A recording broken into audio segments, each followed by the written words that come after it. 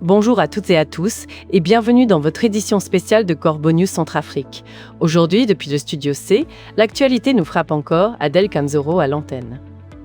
Je suis accompagnée de notre fin limier, le brillant Arsène Feimonazoui, pour décortiquer un événement des plus sombres. Arsène, encore une fois, le terrain est impitoyable.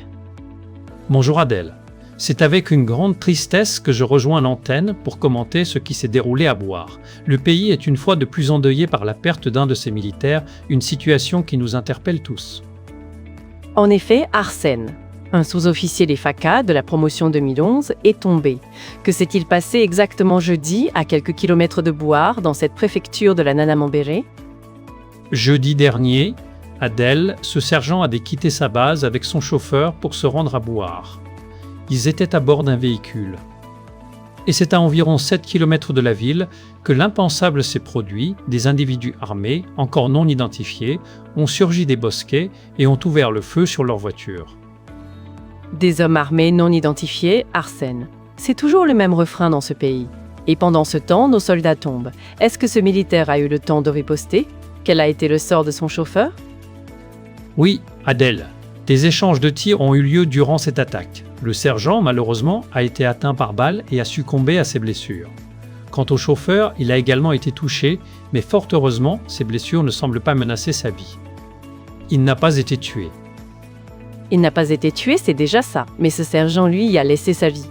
Et quand on voit ce qui se trame parfois, même au sein de nos forces, ça interroge. Je pense par exemple à ce qui s'est passé au village 5 kg, où un soldat FACA a tiré sur un jeune après une simple dispute autour d'un téléphone. Est-ce que tout cela n'indique pas un malaise généralisé au sein de cette armée sous le dictateur Faustin Archange Touadéra ?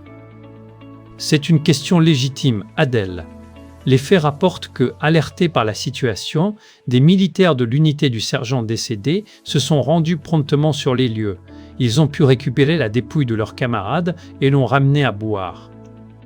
C'est la moindre des choses, récupérer un corps. Mais la question demeure, qui sont ces hommes armés ?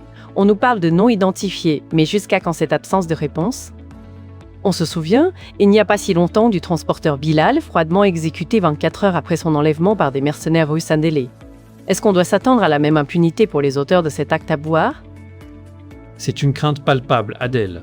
Le corps du sergent a été préparé à Bouar pour son transfert vers Bangui. Il devait quitter Bouar hier, vendredi, pour rejoindre la capitale. Ce militaire appartenait à la promotion 2011 des FACA. Son décès jette ses camarades dans une affliction renouvelée. Et comme tu le dis, les faits précis de cette attaque et l'identité des assaillants sont encore à éclaircir. Encore une fois, les faits précis sont à éclaircir. On entend souvent cet argument, Arsène, mais pendant ce temps, les familles pleurent et les agresseurs restent dans l'ombre. On pourrait presque penser qu'il y a une forme de complaisance ou d'incapacité à mettre un terme à ces violences. D'ailleurs, la PCHLOT de M. Arsène Elien exigeait récemment la fermeture du site minier de Zambouaï et l'ouverture d'une enquête judiciaire pour d'autres affaires. Est-ce qu'on doit attendre une telle pression pour que la vérité éclate pour ce sergent tombé ? Ces interrogations sont au cœur de nos préoccupations, Adèle. Elles appellent à une meilleure sécurisation du territoire et à des enquêtes plus rigoureuses. Et c'est sur cet appel à la rigueur que nous allons clore cette chronique pour aujourd'hui. Un grand merci à toi, Arsène Feimonazoui, pour ton éclairage et ton analyse toujours aussi pertinente. Merci à toi, Adèle, et à nos auditeurs. Nous continuons de veiller pour vous. Cet article nous a été rapporté par Martial Passy.